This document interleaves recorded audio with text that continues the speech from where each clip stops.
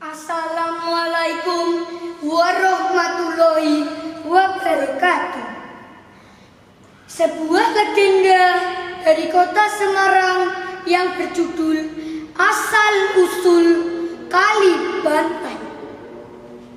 Di tepi sungai, tak jauh dari Laut Jawa, hiduplah seorang wanita sakti bernama Nyi Banteng Wareng.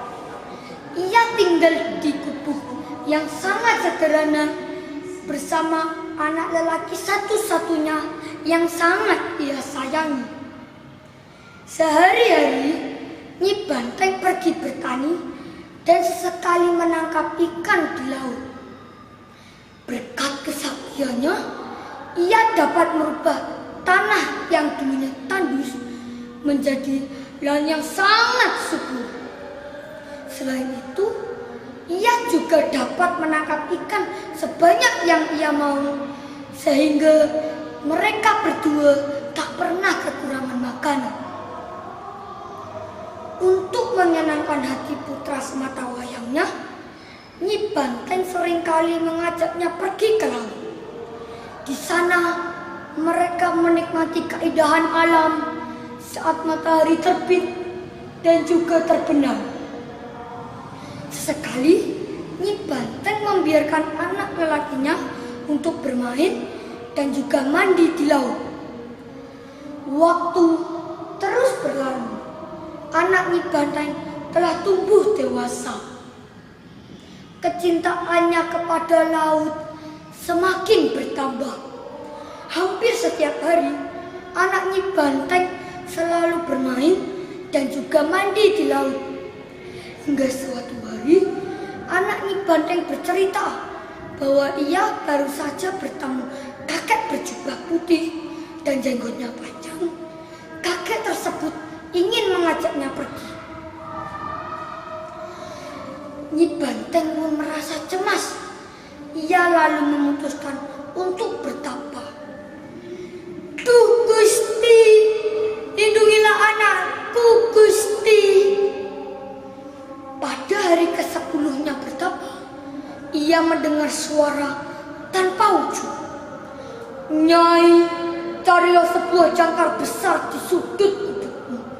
Ikatkanlah kepada anakmu saat ia ke laut. Nyi Banteng pun menemukan jangkar besar di pojok gubuknya. Ia lalu memberikannya kepada anaknya. Ikatkanlah jangkar ini ke tubuhmu saat kamu ke laut agar kamu selamat, pesan Nyi Banteng sebelum pergi ke sawah. Namun, pesan tersebut tidak dihiraukan oleh anak Nyi Banteng. Ia bergegas pergi ke laut tanpa membawa jangkar tersebut.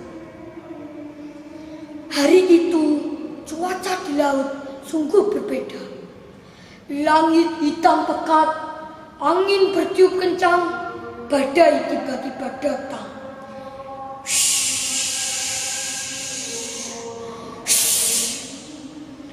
Dalam sedetik, anak Nyi Banteng tenggelam, tertelan ombak Laut Jawa. Tepat saat itu, Nyi Banteng yang sedang bekerja merasa tidak nyaman. Aduh, pasti ada yang terjadi pada anakku. Tanpa peduli pekerjaannya yang belum selesai, Nyi Banteng bergegas pulang.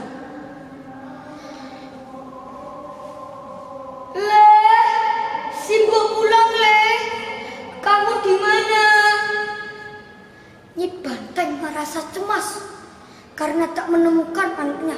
Lebih cemas lagi setelah melihat jangkar besar masih ada di pojok gubuknya. Lalu Nyi Banteng bergegas pergi ke laut.